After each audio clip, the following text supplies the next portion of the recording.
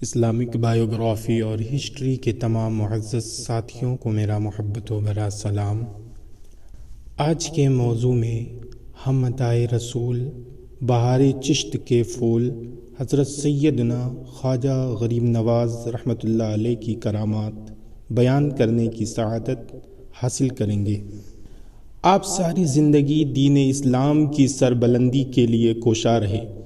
اس مقصد کے حصول کے لیے دیگر بزرگان دین رحمۃ اللہ تعالیٰ علیہ مجمعین کی طرح آپ رحمۃ اللہ علیہ نے بھی مختلف مقامات پر سفر فرمائے، نیز اس راہ میں آنے والی تکالیف کو خندہ پیشانی کے ساتھ برداشت کیا۔ آپ کی کرامات اور رعب و دبدبہ دیکھ کر بے شمار غیر مسلموں نے اسلام قبول کیا اور لاکھوں لوگوں کی زندگیوں میں اسلام کا پھول کھلا۔ حاکم سبزوار جو کہ ایک ظالم و جابر حکمراں تھا، مگر آپ کی کرامات کی برکت سے اسے تمام برے عقیدوں اور گناہوں سے توبہ کی توفیق نصیب ہوئی۔ اور بھی بہت سی بے شمار کراماتیں آپ کی ہیں، مگر میں یہاں پہ چند ایک بیان کر رہا ہوں۔ اللہ پاک میری زبان میں قوت گویائی عطا فرما، آمین یا رب العالمین۔ حضرت سیدنا خواجہ غریب نواز رحمۃ اللہ علیہ اپنے 40 عقیدت مندوں کے ساتھ جب ہند کے شہر اجمیر تشریف لائے تو پہل شہر کے باہر ایک میدان میں درخت کے سائے میں پڑاؤ کیا، مگر چونکہ وہاں اجمیر کے ایک غیر مسلم راجا کے اونٹوں کا بیٹھنا ہوا کرتا تھا، لہذا راجا کے آدمیوں کے کہنے پر آپ رحمۃ اللہ علیہ وہاں سے اٹھ گئے اور اجمیر کے انا ساگر نامی مشہور تالاب پر آ کر سکونت اختیار فرمائی اور عبادات الہی میں مشغول ہو گئے، مگر وہاں بھی راجا کے ساتھیوں نے آپ کو تکلیفیں دینا شروع کر دی، حتیٰ کہ ایک بار تو راجا کے ساتھیوں کے دلوں میں نفرت و عداوت کی ایسی آگ بھڑکی کہ وہ بدبخت ہتھیاروں سے لے کر حملہ آور ہوئے۔ اس وقت آپ رحمۃ اللہ علیہ نماز میں مشغول تھے۔ نماز سے فراغت کے بعد جب خدام نے بے چینی کے عالم میں آپ کو اس بارے میں بتایا تو آپ نے مٹھی بھر خاک اٹھائی اور آیت الکرسی پڑھ کر اس پر دم کیا اور ان شر انگیز کی طرف پھینک دیا۔ وہ مٹی جس شخص پر بھی پڑی وہ بے حس و حرکت ہو کر گر پڑا۔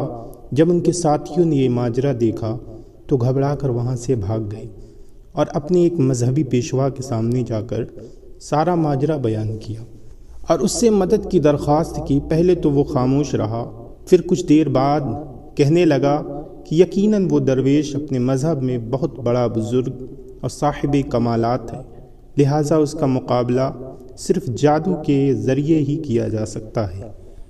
پھر اس نے ان سب کو ایک منتر سکھا کر کہا کہ میرے ساتھ چلو اور اس منتر کو پڑھتے رہنا۔ جب وہ لوگ انا ساگر کے قریب پہنچے تو وہ اپنے مذہبی پیشوا کے پیچھے کھڑے ہو کر منتر پڑھنے لگے۔ خواجہ غریب نواز رحمۃ اللہ علیہ کے ایک مرید نے انہیں منتر پڑھتے دیکھا تو آپ کو اطلاع دی۔ آپ نے فرمایا کہ ان کا باطل جادو ہم پر ہرگز اثر نہ کرے گا، ہو سکتا ہے بلکہ انشاءاللہ ان کا یہ مذہبی پیشوا راہ راست پر آ جائے گا۔ یہ کہہ کر آپ رحمۃ اللہ علیہ نماز میں مشغول ہو گئے اور نماز سے فارغ ہونے کے بعد جب آپ رحمۃ اللہ علیہ نے ان کی طرف نظر فرمائی تو ان کا پیشوا تھر تھر کانپنے لگا اور اس کے منہ سے رحیم رحیم کی آوازیں نکلنے لگی۔ جب ان غیر مسلموں نے یہ سنا تو اس کو برا بھلا کہنے لگے، ان کی ملامت کرنے لگے اور وہ ان کا مذہبی پیشوا اپنی ملامت پر غصے میں آ گیا اور جو بھی چیز اس کے ہاتھ لگی اس نے اپنے ہی ساتھیوں پر حملہ کر دیا، جس کی وجہ سے وہ سب جان بچا کر وہاں سے بھاگ کھڑے ہوئے۔ سیدنا خواجہ غریب نواز رحمۃ اللہ علیہ اور آپ کے عقیدت مند خاموشی سے ایک طرف کھڑے یہ سارا منظر دیکھتے رہے۔ پھر آپ رحمۃ اللہ علیہ نے اپنے خادم کے ہاتھ پانی سے بھرا ہوا ایک پیالہ اسے پینے کے لیے دیا، جسے پیتے ہی اس کے دل سے کفر و شرک کی تاریکیاں چھٹ گئیں اور وہ دوڑ کر آپ کے قدموں میں گر کر اسلام لے آیا۔ اسلام لانے کے بعد اس نے خواجہ غریب نواز رحمۃ اللہ علیہ سے عرض کیا، آپ کے نورانی حسن و جمال کو دیکھ کر مجھے خوشی محسوس ہوئی ہے۔ آپ نے فرمایا کہ چلو اسی وجہ سے آج ہم تمہارا نام شادی رکھتے ہیں۔ اللہ پاک سیدنا خواجہ غریب نواز رضی اللہ تعالیٰ عنہ کی شان و عظمت اور محبت و عقیدت سے ہمارے سینوں کو پر رکھے، فیضان اولیاء سے فیضیاب ہونے اور اپنے دل میں علم و عمل کے جذبے کو بڑھانے کی توفیق عطا فرمائے۔ السلام علیکم ورحمۃ اللہ وبرکاتہ۔